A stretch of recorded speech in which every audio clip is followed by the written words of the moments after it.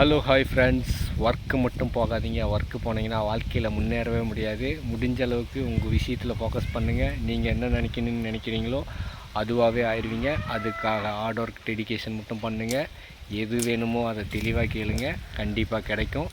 So எனக்கே கிடைக்கும்போது உங்களுக்கு கிடைக்காதா? அதனால் எந்த ஒரு விஷயம் வேணுமோ அதை தெளிவாக கேளுங்க, கிடைக்கும். ஸோ எல்லாமே இங்கே பாசிபிள் தான். எதுவுமே பாசிபிள் இல்லாமல் நடக்காது.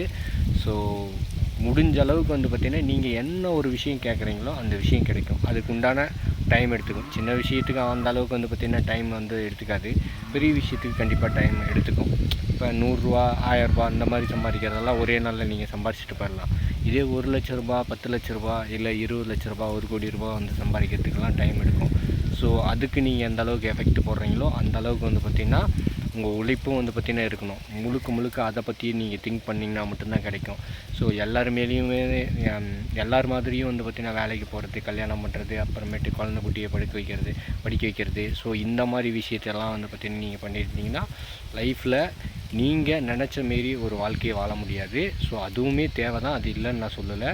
ஆனால் ப்ரொஃபஷ்னலாக நீங்கள் ஜெயிக்கிறதுக்கு ஒரு விஷயத்தை கற்றுக்காங்க. ஸோ அந்த விஷயத்தை நீங்கள் கற்றுக்கிட்டிங்கன்னா வாழ்க்கையில் கண்டிப்பாக முன்னேறலாம். Thank you friends.